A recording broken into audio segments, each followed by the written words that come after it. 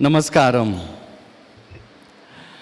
Thank you very much, Aptaz, for inviting me over here for this special event, Punarvasu 2024, and the inauguration and Ayurgram 2.0 award ceremony.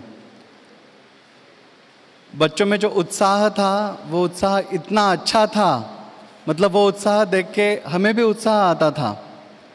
जिस enthusiasm से आपने ये पूरा event organise किया है, मैं पूरी आपताज टीम और हमारे प्रिय शरद कुमार जी जिनके कारण हम यहाँ पे आए, सबको बहुत बहुत धन्यवाद देता हूँ। ट्रस्टी अरहंत कुमार जी और अभी जो व्यासपीठ के ऊपर से भी जो डिग्निटरीज थे, वैद्य कौस्तुभ उपाध्याय सर, वैद्य प्रसन्न राव सर, वैद्य श्रीनिवास सर, वैद्य प्रमोद कट्टी सर, इन सबको मैं बहुत बहुत धन्यवाद देता हूँ। आज का जो हमारा स्पेशल इवेंट है, आज अभी पूरा दिन आप हमारे साथ होने वाले हैं। Ayurvedic cosmetology and trichology with modern machines and products preparation, ये पूरा जो एक दिन है वो हम थोड़ा सा अलग तरीके से प्लान करेंगे। एक नॉलेज गेनिंग सेरेमनी, आप जिस प्रकार से इसको देखेंगे उस प्रकार से वो आपको देखने को मिलेगा। जैसे कहा जाता है कि जोजे वांछिल तोते लाहो, इसका मतलब जिसको जो चाहिए उसको वो आज मिलने वाला है। मेरे साथ हमारी पूरी टीम, मेरे प्रिय सभी लेफ्ट वेंट्रिकल में जो रहते हैं, ऐसे वैद्य विवेक जी, मेरे प्रिय वैद्य ओम प्रसाद जी आज यहाँ पे आए हैं। कादम्बरी मैडम भी है साथ में, वो भी आज आपके प्रोडक्ट्स प्रिपरेशंस मशीन्स लर्निंग लेंगे। डॉक्टर स्वप्निल है, साथ में मिस्टर जानी सर है। ये सभी आज प्रोडक्ट्स प्रिपरेशन, मॉडर्न मशीन्स और ये जो एक अलग कंसेप्ट है केश आयुर्वेद और काया आयुर्वेद का, वो कंसेप्ट भी आज हम यहाँ पे सीखेंगे। तो मैं आशा करता हूँ कि आप सब लोग तैयार हो गए हैं कुछ अलग कर्ण बस्ती लेने के लिए। आयुर्वेद में अगर श्रेष्ठ बस्ती कौन सा है तो मुझे हमेशा लगता है कि कर्ण बस्ती ही सबसे श्रेष्ठ बस्ती है। अब आपको लगेगा कि ऐसे कैसे कर्ण बस्ती सबसे श्रेष्ठ है, तो आप सोच के देखिए, कर्ण बस्ती का जो भी आपको उल्लेख मिलेगा, जिस भी प्रकार से ग्रंथ में मिलेगा, आप जस्ट उसको कोरिलेट कीजिए तो आपको पता चलेगा कि कर्ण बस्ती एकमात्र ऐसा बस्ती है जिसके कारण अपने प्रभु श्री राम जी को भी 14 साल का वनवास हो गया। कर्ण बस्ती एक ऐसा बस्ती है कि अगर वो उचित मात्रा में, उचित समय पे, उचित जगह पे अच्छी तरीके से दिया जाए तो आपके अंदर चेतना प्रभावित हो सकती है, आपका सत्व गुणोत्कर्ष हो सकता है। और अगर वो गलती से तीक्ष्ण या उष्ण गुण का हो गया तो ग्रंथ में इस प्रकार से बताया गया है कि मलमूत्र विसर्जन करने की ताकत भी कर्ण बस्ती में है। केवल एक श्लोक भेदनीय गण का अगर आप देखेंगे, अगर किसी चीज का आपको भेदन करना है और आपके पास वो द्रव्य भी नहीं है, तो आप रोगी को आपके सामने बिठाओ और केवल उसको बिठा के केवल श्लोक का उच्चारण जोर जोर से करो, अर्क एरंड चित्रा चित्र जिरबिल्व शंखीणी सरला, तो बैठे बैठे ही भेदन हो जाएगा। किसी का भेदन भी करना है तो भेदनीय गण आपको वहां पे उच्चारण करना है। इतना ही नहीं, किसी का जीवन करना है तो जीवनीय गण का उच्चारण भी आप उचित उस श्रृंखला से करेंगे तो उसका जीवनीय कार्य हो जाएगा। हमारे ग्रंथ की बहुत सी विशेषताएं हैं। अभी हम अरहंत सर और हम बात कर रहे थे, अभी उनके जो बुक का प्रकाशन हो गया तो हम ऐसे ही बात कर रहे थे तो पता चला, हम जो एक प्रोजेक्ट के ऊपर काम कर रहे हैं, रिसर्च के ऊपर काम कर रहे हैं, और वो रिसर्च है कि आयुर्वेद कौन सी लैंग्वेज में था। रिसर्च इस चीज के ऊपर कर रहे हैं कि आयुर्वेद कौन सी लैंग्वेज में था। तो जैसे जैसे रिसर्च आगे चला गया, बहुत सी शॉकिंग सी चीजें सामने आने लगी है। और प्रश्न तो यहां तक आ जाता है कि भाषा पहले थी या आयुर्वेद पहले था। आयुष्य वेदा आयुर्वेदा जिसको हम कहते हैं, वो पूरा आयुर्वेद हम सब में है। मनुष्य प्राणी छोड़ के किसी भी प्राणी को कैसे जिया जाता है वो सिखाया नहीं जाता है। मतलब हर कोई प्राणी आयुर्वेद सीखता है, सीख रहा है, अपने आप से ही अंदर से ही उसको आ जाता है। आयुर्वेद सहज प्रज्ञा से उत्पन्न होता है। अब जो हम आयुर्वेद सीख रहे हैं ना, वो कृतक प्रज्ञा से सीख रहे हैं। ये बहुत बड़ा डिफरेंस है सहज प्रज्ञा और कृतज प्रज्ञा में। सहज प्रज्ञा जो होती है वो हमको आयुर्वेद इंटरनली आत्मा मनसः संयुज्यते मनः इंद्रियेण इंद्रिया तस्य अर्थेन ततो ज्ञानम उपलभ्यते के माध्यम से सिखाता है। और इसलिए आयुर्वेद की शुरुआत भी ब्रह्मा स्मृत्वा ईशो वेदम प्रजापति मजिग्रहत से होती है। मतलब ब्रह्मा जी को भी आयुर्वेद का स्मरण करना पड़ा। आयुर्वेद कृत्वा ऐसा कहीं पे लिखा नहीं है। चरक जी भी जब इसके बारे में बात करते थे तो वो इस प्रकार से बताते कि हेतुलिंग औषध ज्ञानम स्वस्थातुरपरायणम त्रिसूत्रम शाश्वतम पुण्यम बुबुदेयम पितामह। बुबुदे की अगर आप टीका देखेंगे और पढ़ेंगे तो चक्रपाणी जी बुबुदे का अर्थ लिखते हैं बुबुदे इति न कृतवान। मतलब जो निर्माण नहीं किया गया है, जो स्मृत्वा कैटेगरी से आया है, वो आयुर्वेद है। तो बच्चों को मेरा एक हमेशा सवाल होता है कि आप आपके दादा दादी को देखो, नाना नानी को देखो, उनको आपसे ज़्यादा आयुर्वेद आता है। तो आयुर्वेद हम सीख रहे हैं लेकिन उनको आयुर्वेद ज़्यादा आता है। वो सुबह जल्दी उठते हैं, वो सभी आयुर्वेद की दिनचर्या ऋतुचर्या फॉलो करते हैं, और हम आयुर्वेद की दिनचर्या ऋतुचर्या केवल कंठस्थ कर रहे हैं। हम जब सुबह उठते हैं तो हमारा दिन सूर्योदय के बाद शुरू होता है। अगर सूर्योदय 6 बजे है और हम 8 बजे उठते हैं तो हम 2 घंटे का दिवा स्वाप कर रहे हैं। सबसे पहले हम यहीं पे प्रज्ञापराध शुरू कर रहे हैं। दिवा स्वाप का मतलब दोपहर का स्वाप नहीं है। सुबह भी अगर हम 8 बजे उठते हैं तो हम डेली 2 घंटे का दिवा स्वाप कर रहे हैं। और वाग्भट जी कहते हैं सुबह सुबह उठने के बाद क्या करना है। वाग्भट जी कहते हैं शरीर चिंताम निर्वर्त्य कृत शौच विधिस्तथा। मतलब सभी चिंताओं को छोड़ के सबसे पहले चिंताओं को छोड़ना है और बाद में बाकी के विधि करना है। मलावष्टंब से पहले मनावष्टंब निकालने को वाग्भट जी कहते हैं। अभी तो सब लोग मनावष्टंब ही इतना लेके बैठे हैं कि शुरू कहाँ से करें, दिन की शुरुआत कहाँ से करें, वो समझ में नहीं आ रहा है।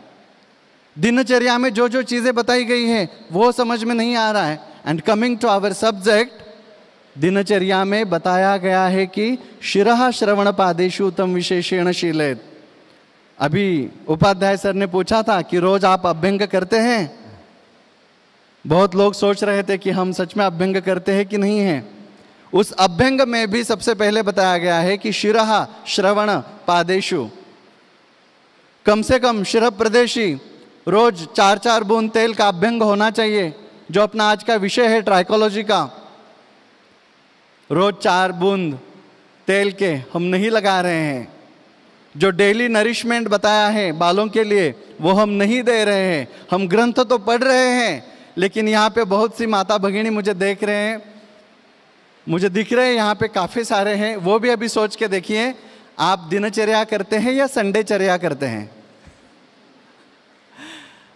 अब जब ऑयल लगाने की बात आती है तो सबने उसको संडे चर्या में डाला है। 8 दिन अगर आप आपके बच्चे को भी भूखा रखेंगे और 8वें दिन आपको छुट्टी है इसलिए बोलेंगे कि आज जितना खाना है जी भर के खा ले, तो चलेगा? उसकी वृद्धि हो जाएगी? नहीं हो जाएगी। जिस प्रकार से एक छोटा सा बेबी होता है उसी प्रकार से आपके बेबी हेयर होते हैं। उनको भी धीरे धीरे 4-4 बूंद डेली ऑयल का नरिशमेंट का जरूरत होता है। इसलिए वाग्भट जी कहते हैं शिरः श्रवण पादेषु तम विशेषेण शीलेत, और ये रोज होना चाहिए। अब जो संडे चर्या पालन करते हैं उनको संडे बाल धोने नहीं होते हैं, उनको ऑयल धोना होता है। तो जो काम एक शैम्पू की पुड़ी से हो सकता है इसलिए उनको 2-2 शैम्पू की पुड़ियाँ लगते हैं। और आप तो आयुर्वेद के ज्ञानी हैं सब। अस्थि इज डायरेक्टली प्रोपोर्शनल टू केश, हमने देखा है, पढ़ा है। Ayurveda is mathematics. बोलिए जोर से मेरे साथ, मुझे आवाज आना चाहिए। Ayurveda is mathematics. और जोर से, आयुर्वेद इज मैथमेटिक्स। थोड़ा और जोर से, आयुर्वेद इज मैथमेटिक्स। क्या बात है। तो थोड़ा सा आयुर्वेद का मैथ समझ लेते हैं। अस्थि इज डायरेक्टली प्रोपोर्शनल टू केश, हमको पता है अस्थि से ही केश की उत्पत्ति होती है। तो अस्थि की वृद्धि हो जाएगी तो केश की भी वृद्धि हो जाएगी। एंड अस्थि इज इनवर्सली प्रोपोर्शनल टू वात, मतलब वात और अस्थि का आश्रय संबंध है। वात बढ़ गया तो अस्थि कम हो जाएंगे। हमने ये भी देखा है कि तेल इज इनवर्सली प्रोपोर्शनल टू वात, मतलब अगर तेल का कोई अच्छा मेडिसिन, वात का कोई अच्छा मेडिसिन है तो वो क्या है, तेल है। मतलब पूरे प्रोपोर्शन को एक साथ ले लीजिए। Asthi is directly proportional to kesh, kesh is inversely proportional to vata, vata is inversely proportional to तेल। आप पूरा लॉजिक समझ पाएंगे। जो फोम क्रिएट करते हैं शैम्पू बनाने के वक्त, वो जो फोम है वो वात का प्रतीक है। उसमें वात जब तक आप नहीं डालेंगे तब तक फोम बनता नहीं है। क्षेप्ता बहिर्मलानाम, ऐसे वात का वर्णन आ जाता है। कोई बाह्य मल अगर आपको क्लीन करना है तो वात की जरूरत होती है। इसलिए जितना ज़्यादा आप फोम क्रिएट करेंगे उतना वात ज़्यादा बढ़ता है। जितना वात ज़्यादा बढ़ेगा उतने बाल कम हो जाएंगे। तो जितना ज़्यादा फोम उतने कम बाल। हम मराठी में बहुत बार कहते हैं की जेवढे जास्त केस, जेवढा जास्त फेस तेवढे कमी केस। तो आप समझ सकते हैं इन चीज़ों को, प्रोपोर्शंस को समझो, आयुर्वेद के मैथमेटिक्स को समझो। आपको पूरा आयुर्वेद भक्षेत दंत पवनम दांत मांसान्य बाधन ग्रंथ में ऐसा क्यों कहा है, दंत पवन का भी भक्षण करना है, क्योंकि अस्थि इज डायरेक्टली प्रोपोर्शनल टू दंत। अस्थि के ही दो मल है, केश और दंत, एक काला है और एक गोरा है। कभी भी किसी माँ को दो बच्चे होते हैं ना, तो दूसरा जो होता है ना वो थोड़ा हटके ही होता है। रसवह स्रोतस को भी दो है, एक है रज और दूसरा है स्तन्य। स्तन्य हमेशा शीत वीर्य का होता है और रज हमेशा उष्ण वीर्य का होता है। आयुर्वेद के मैथमेटिक्स समझो, आप आयुर्वेद बहुत अच्छी तरीके से समझ पाओगे और इंजॉय भी कर पाओगे। तो चलिए आज के व्याख्यान को हम शुरुआत करते हैं। Evidence based Ayurveda and diagnostic value addition through technology. तो हमें आयुर्वेद जब हम पढ़ रहे हैं, देख रहे हैं, तो सबसे पहले एक रूल आपको ध्यान में रखना है कि आयुर्वेद बोर नहीं है, कतई बोर नहीं है।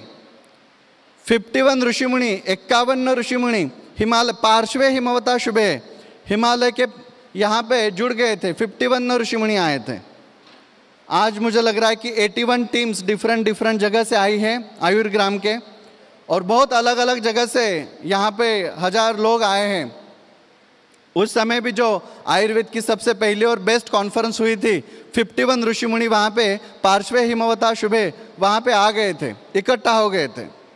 आप उनके आयु का अंदाज़ा लगाइए, किसको उग्र तपा, किसी को तपस्वी, इस प्रकार की उपाधियाँ थीं। और आके डिस्कशन क्या चल रहा है, अगर मैं थोड़ा सा सिनेमेटोग्राफिक लिबर्टी ले लूँ और उस ज़माने का जो डिस्कशन है वो आज के लैंग्वेज में अगर मैं डालूँ, तो वो डिस्कशन कर रहे हैं आपकी प्रैक्टिस कैसे चलती है, आपके यहाँ पे मॉडर्न साइंस अलाउड है, हमारे यहाँ तो हमारे स्टेट में नहीं है। ऐसे चल रहा है। 51 ऋषिमुनि अलग अलग स्टेट से आए हैं। आप सोचो समझो क्या क्या डिस्कशन हुआ होगा। डिस्कशन केवल यहाँ पे खत्म नहीं होता है, वो डिस्कशन करके आगे बोलते हैं कि अगर हमें कुछ नया करना है प्रैक्टिस में तो थोड़ा इंद्र के पास जाके थोड़ा और एडिशनल सीखना पड़ेगा। जो भी ज्ञान अभी है हमारे पास वो पर्याप्त नहीं है प्रैक्टिस करने के लिए। पूरे भारतवर्ष में, पूरे भारतवर्ष से आ गए 51 ऋषिमुनि और वो डिस्कशन कर रहे हैं कि अभी क्या करें। तो कोई उनको बता देता है कि नॉलेज को थोड़ा अपग्रेड करना चाहिए। अपग्रेड करने के लिए हिमालय के उस तरफ जो इंद्र जी बैठे हैं उनके पास जाना चाहिए। मैं थोड़ी सी क्षमा मांग के सिनेमेटोग्राफिक लिबर्टी लेके आपको थोड़ा सा इंटरेस्टिंग करके बता रहा हूँ, लेकिन जो भी कुछ बता रहा हूँ वो संहिता से, संहिता के बाहर कुछ नहीं है। चरक संहिता आप पढ़ के देखिए, आपको सब कुछ मिलेगा। तो बोलते ठीक है जाते हैं, लेकिन कौन जाएगा हम में से। एक बोलता है यार कॉन्फ्रेंस को तो जाना था लेकिन कॉलेज वाले छोड़ ही नहीं रहे। दूसरे कहते हैं हमें भी करना था वीडियो वगैरह लेकिन हमारे कॉलेज में परमिशन ही नहीं दी। ऐसे उनके भी कुछ प्रॉब्लम्स होंगे। 51 ऋषि मुनि वहाँ पे बैठे हैं, इतने दूर दूर से आए हैं, तो घर वाले भी छोड़ने चाहिए ना। किसके घर वाले भी छोड़ते नहीं होंगे, पता नहीं है किसको क्या प्रॉब्लम आता होगा। लेकिन भारद्वाज ऋषि मुनि बोले कि मैं जाऊँगा, अगर ज्ञान लेना है। तो आपको लाइफ में क्या करना है, जैसे इस 51 ऋषि मुनि ने, किसी ने उनका नाम सजेस्ट नहीं किया था, उन्होंने खुद बोला था कि मैं जाऊंगा। वैसे लाइफ में आपको अगर कुछ अचीव करना है तो खुद भारद्वाज बनना है। आपको ध्यान रखना है कि लाइफ में अगर आपको कुछ अचीव करना है तो आपको खुद भारद्वाज बनना है। तो वो बोले कि मैं जाऊंगा। सब लोग कहते हैं ओके। अब भारद्वाज जी जाने के लिए तैयार है, बाकी के लोग ओके बोल रहे हैं, एक्सेप्टेंस हो जाता है, लेकिन सब बोलते हैं आने के बाद हमें एज इट इज सिखाने का आयुर्वेद, जैसा है वैसा सिखाने का। अगर ये मान्य है तो ही आप जा सकते हैं। वो कहते हैं सिखाऊंगा लेकिन आपको कॉन्ट्री निकालनी पड़ेगी।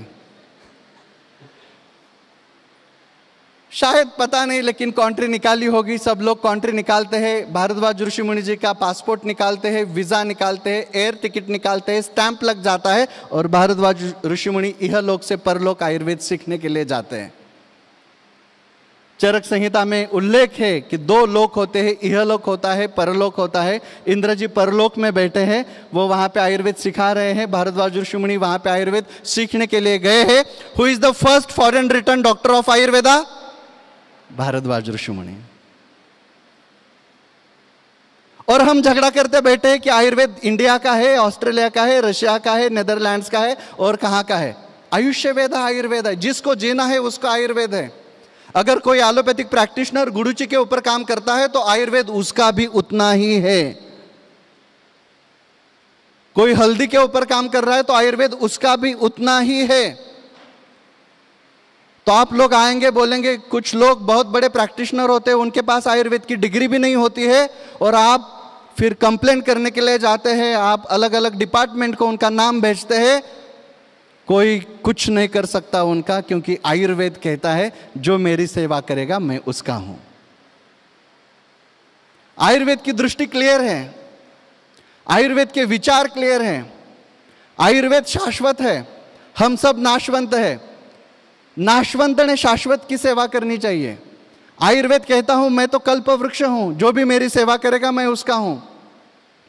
उस जमाने में तो डिग्री नहीं थी, वरना अभी उपाध्याय जी सर थे, आयुष से थे। अगर आयुष डिपार्टमेंट मन में लाए तो भारद्वाज ऋषि मुनि को भी अभी डिबार कर सकते हैं।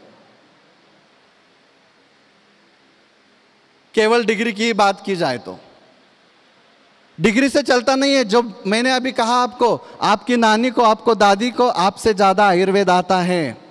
आयुर्वेद उसका है जो करेगा उसका है, जो दिल से करेगा उसका है। आयुर्वेद एक कल्प वृक्ष है। हम सब भाग्यवान हैं कि हम भारतवर्ष में जन्म लिए हैं। यहाँ पे भगवान का झूठा नाम लिया तो भी मिलता है। तो सोचो, दिल से सोचो, अगर भगवान का सच्चा नाम आप लेंगे तो आपको क्या क्या मिलेगा।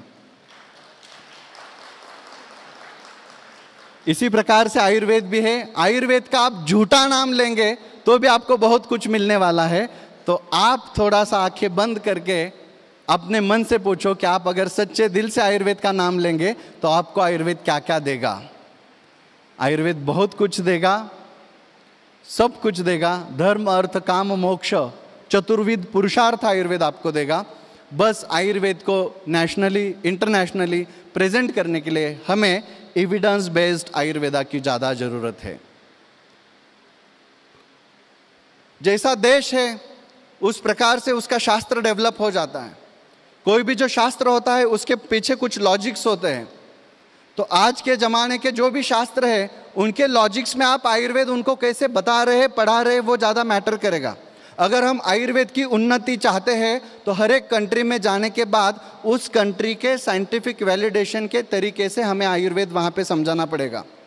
जब मैं रशिया गया था, ऑस्ट्रेलिया गया था, नीदरलैंड्स गया था, जर्मनी, दुबई, लंदन, सब जगह पे जब मैंने देखा वहाँ पे उनका लोकल आयुर्वेद है, लोकल चिकित्साएँ हैं। बहुत दूर क्यों, अपने नज़दीक का देश देखिए, चाइना में ट्रेडिशनल मेडिसिन साइंस है, सबसे बढ़िया, सबसे ऊपर उन्होंने उसको कल्टीवेट किया है।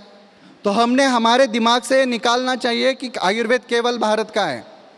क्योंकि जो नालंदा और तक्षशिला विद्यापीठ के बारे में हम चर्चा करते थे और पूरे देश विदेश से उस जमाने में लोग वहाँ पे सीखने के लिए आते थे, तो जो सीख के जाते थे वो क्या करते थे, अपने अपनी कंट्री में जाके उन्होंने भी तो आयुर्वेद को बचाया है, अपने अपनी लैंग्वेज में बचाया है।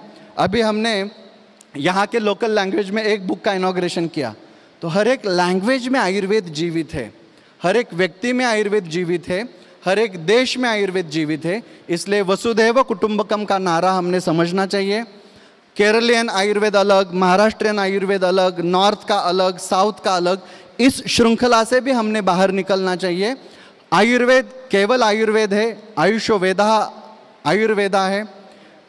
हमने हर एक चीज का आयु अथा तो दीर्घम जीवितीय मध्याह्न व्याख्यास्यामः, तो दीर्घ जीवित कैसे रहना है, अच्छा कैसे रहना है, इसके ऊपर देखना है।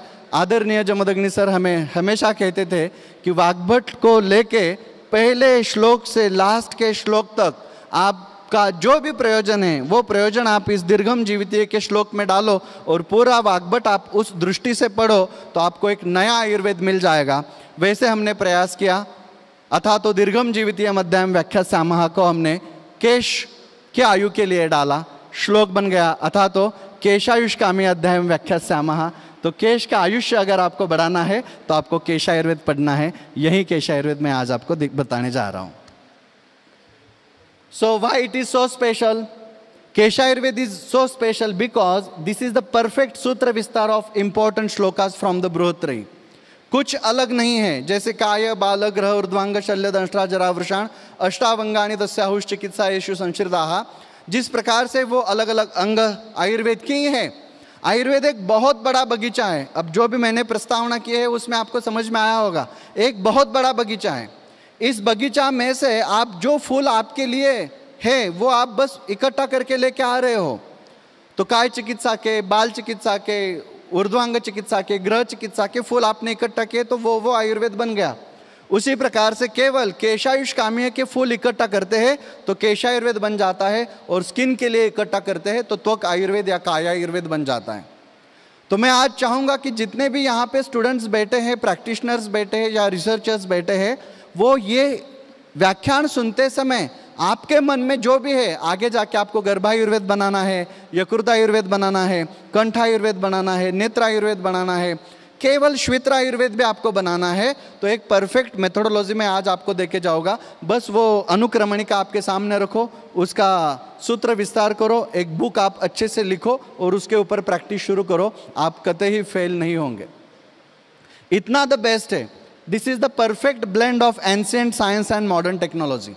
एंशिएंट साइंस और मॉडर्न टेक्नोलॉजी का एक परफेक्ट ब्लेंड है। This is the perfect successful research module. तो अभी जिन्होंने परिचय दिया उन्होंने भी आपको बताया कि 2022 का best Ayush startup award with hands of respected PM Narendra Modi ji हमें केश आयुर्वेद को मिला। Thanks for that. नेक्स्ट, तो एक सूत्रों का सूत्र विस्तार है। ए टिपिकल पैटर्न, जैसे मैंने आपको कहा कि आयुर्वेद इज मैथमेटिक्स, 3 + 7 + 3 + 5 + 6 + 11। एक टिपिकल पैटर्न आपको ध्यान में रखना है। जो भी नोट्स निकाल रहे हैं लिख के रख सकते हैं कि आपको 3 + 7 + 3 + 5 + 6 + 11 इस पैटर्न से जाना है। क्योंकि आप भी आयुर्वेद पढ़े हैं, BMS के फर्स्ट ईयर को कुछ होंगे, कुछ second year, third year, fourth year, internship, MD, PhD। देखो आयुर्वेद जो हमें मिला ब्रह्म संहिता में से वो कितने श्लोकों का था? 1 लाख श्लोकों का था, है ना। और जो चरक संहिता हमारे हाथ में आई वो कितने श्लोकों की है? 12,000 श्लोकों की। तो आयुर्वेद के प्रैक्टिशनर इनडायरेक्टली आयुर्वेद के बिजनेसमैन होते हैं, उनको ट्रेनिंग ही मिला है 1 लाख के 12,000 कैसे बनाने का। उनको ट्रेनिंग ये नहीं मिला कि 12,000 के 1 लाख कैसे बनाना है। ट्रेनिंग उल्टा हो गया, 1 लाख के 12,000 कैसे बनाने। ऊपर से 12,000 श्लोकों की ये चरक संहिता लेके फर्स्ट ईयर की एग्जाम जैसे ही नज़दीक आते हैं, हम अपने कॉलेज के प्रोफेसर के पास जाते हैं, सर इसमें से इंपॉर्टेंट श्लोकों को टिक करके दे दो। तो 12,000 के झट से 200 हो जाते हैं, एकदम 200। अब धीरे धीरे एग्जाम और नज़दीक आती है, 200 श्लोक भी कंठस्थ होते नहीं है। हम किसी नेक्स्ट सीनियर को, जो जिसको भी हम थोड़ा रीचेबल आइडॉल समझते हैं, ऐसे सीनियर के पास जाते हैं, सीनियर को बोलते हैं कि एग्ज़ाम तो नज़दीक आ गई है, टेंशन तो काफ़ी बढ़ गया है, अब आप कुछ तो करो। वो बोलते कि 200 करने की भी ज़रूरत नहीं है, ये 100 श्लोक काफ़ी है, बस वो टिक करके 100 देता है। एग्ज़ाम और नज़दीक आती है, इतना भी अभ्यास हुआ नहीं है, फिर भी हमारे रूम पार्टनर में से एक रूम पार्टनर ऐसा होता है कि उसको कोई टेंशन नहीं है, एकदम स्वस्थ है, मस्त है, खुशहाल है, कोई टेंशन नहीं। हमें 100 श्लोक करके टेंशन आ रहा है, तो हम उसको जाके बोलते हैं कि भाई जितने भी श्लोक कंठस्थ किए थे सब भूल गया हूँ, कल एग्जाम में क्या होगा कुछ पता नहीं है, कुछ तो ट्रिक दे दे। वो बोलता है चिंता ना कर वत्स, बस 5 श्लोक याद रख। वायु पित्तम कपश्चेति त्रयोदशा समासता, समदोषा समाग्निश्च समधातु मलक्रिया प्रसन्न आत्मेन्द्रियश्चेति स्वस्थिते विधीयते सर्वम इदम पांचभौतिकम अस्मिन् अर्थे। और 2 श्लोक चुप। वो बोलता है कुछ भी आए, कुछ भी आए, लिखना यही है। और आपको बता दूं, फर्स्ट ईयर में मिला हुआ ये शाश्वत ज्ञान उसको इतना प्रभावित करता है, इतना प्रभावित करता है। कट्टी सर एग्जाम के लिए जाते हैं, उनको पूछो इसी 5 श्लोक के ऊपर बच्चे फर्स्ट ईयर भी निकालते हैं, सेकंड ईयर भी निकालते हैं, एमडी भी निकालते हैं, पीएचडी के थीसिस में भी यही पढ़ने को मिलता है। सही है ना सर? पीएचडी के थीसिस तक यही बाल कड़ू जो होता है आयुर्वेद का, ये मिल जाता है क्योंकि वो शाश्वत है।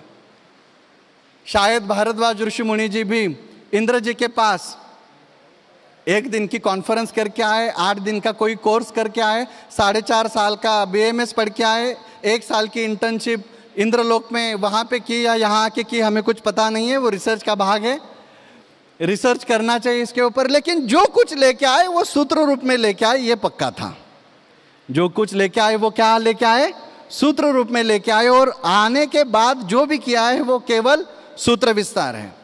तो सूत्र विस्तार की कला इस प्रकार से है कि वो पहले अध्याय में ही बोलते हैं वायु पित्तम कफश्चेति त्रयोदशा समासता, मतलब वात पित्त यही दोष है, समासता सब यही है। अब हमें तो वो सूत्र विस्तार आता नहीं, तो हम प्रश्न पूछने लगते हैं उनको कि कहाँ कहाँ पे। फिर वो आगे जाके आपको बताएंगे कि पक्वाशय कटी शक्ति श्रोत्रास्ति स्पर्शनेन्द्रियम स्थानम वातस्य तत्रापि पक्वाधानम विशेषता। तो फिर ये स्पेसिफिक स्थान क्यों बताएं? वो बोले हमने पहले ही आपको बताया था कि सब जगह पे है, आपको वहां पे समझ में नहीं आया। तो भगवान कहाँ पे है आपने पूछा था, हमने बताया था कि भगवान सब जगह पे है, फिर भी आपको समझ में नहीं आ रहा है तो जाओ अभी 12 ज्योतिर्लिंग के दर्शन करके आओ।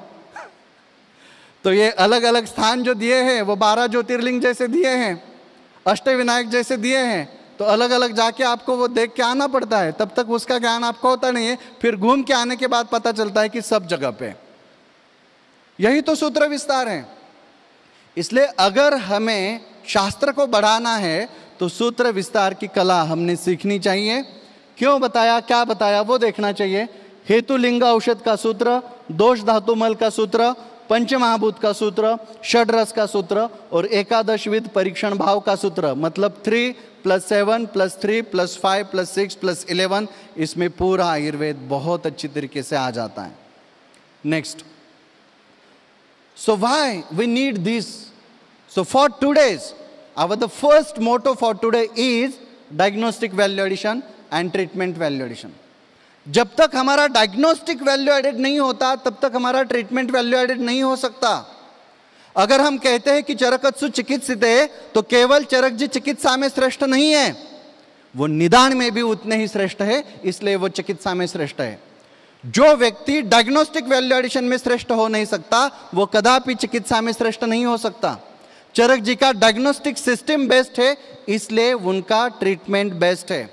ऑलवेज रिमेंबर, मेरे साथ आप सब लोग जोर से बोलेंगे, diagnostic value addition always leads to treatment value addition. हमेशा याद रखिए, डायग्नोस्टिक वैल्यू एडिशन ही ट्रीटमेंट वैल्यू एडिशन को जन्म देता है। That's why we have to do this diagnostic value addition through instrumentation and visualization based techniques without changing the Ayurvedic principles. Ayurveda के principles बिना चेंज किए उस जमाने के जो आप्त थे वो क्या कहते थे? आप्तः अस्ति सत्यम वक्षन्ति ते कस्मत् असत्यम मोक्षोणी रजस्तमः। रजो और तम गुण से निर्मुक्त है वो सत्य ही बात करेंगे, असत्य क्यों कथन करेंगे ना। और वो उस समय भी आपको बोलते थे कि जो भी उस समय का पर्याप्त ज्ञान है, पर्याप्त शास्त्र है, उनको यूटिलाइज करके आप ज़्यादा से ज़्यादा खुद को एक्सप्लोर करो। और आज के भी आप तो क्या कह रहे हैं? आपताज, हाँ आज के भी आपताज क्या कह रहे हैं, यही कह रहे हैं ना कि गांव गांव जाओ, चरक जैसा बनो, गली गली घूमो, लोगों को आयुर्वेद बताओ, क्या क्या है उनके पास वो देखो, और क्या करो, यूट्यूब पे डालो, लेटेस्ट टेक्नोलॉजी को यूज करो, without changing the Ayurvedic principles. Ayurveda के प्रिंसिपल्स बिना चेंज किए उनको आपको लेटेस्ट टेक्नोलॉजी से आपके पास पहुंचाने का कार्य आजकल के आपताज कर रहे हैं। वही तो नीडेड है। इन आप्त लोगों ने